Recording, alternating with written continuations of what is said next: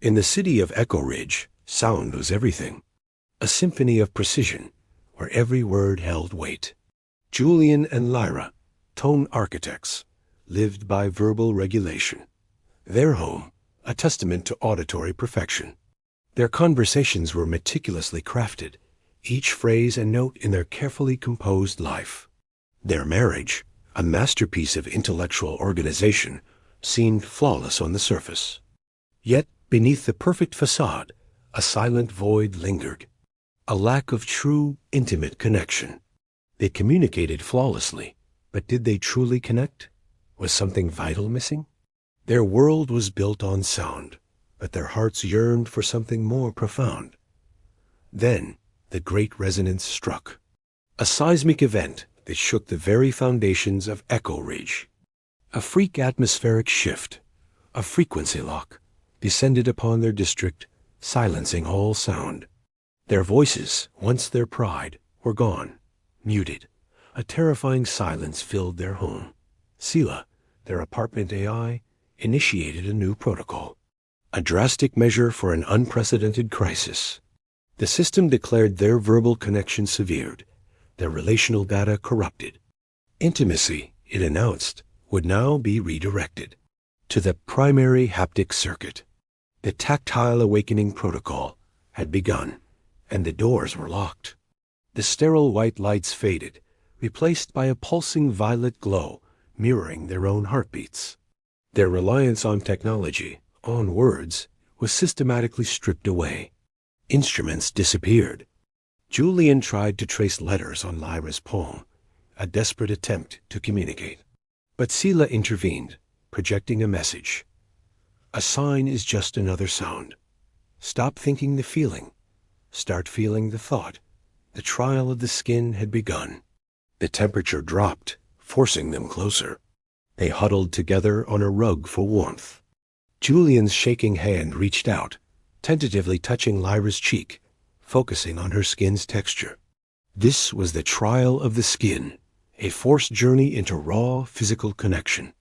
The house, now a silent guide, pushed them beyond words into the language of touch. Close-ups revealed the intricate dance of their hands, fingers intertwining, exploring. When Lyra pressed against Julian's back, a subtle visual cue appeared, revealing his hidden insecurity. He felt like a hollow man, a fear now palpable through her touch. When Julian pulled her close, Lyra's sting of loneliness surfaced, years of managing her needs. But then, a new sensation. Lyra realized the profound security in Julian's embrace. The house transmitted their internal baselines, revealing unspoken fears and loneliness.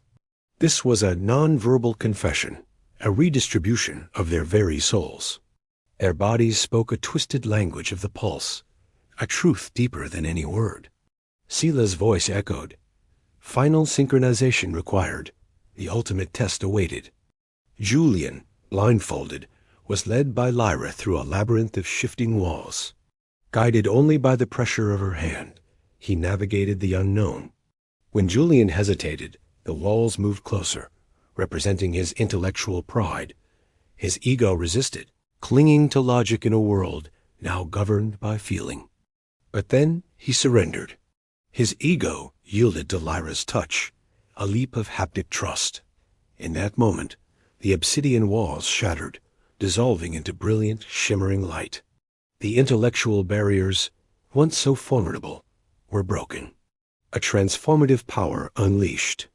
Their voices returned, softer, more authentic, imbued with newfound depth.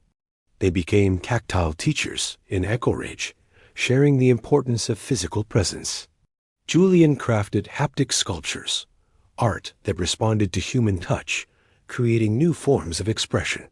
They sat on their balcony, hands interlaced, a silent bridge connecting their souls. Julian whispered, "I can hear you," not with his ears, but with his heart. Lyra smiled into his neck, and Julian felt her heartbeat, a profound connection.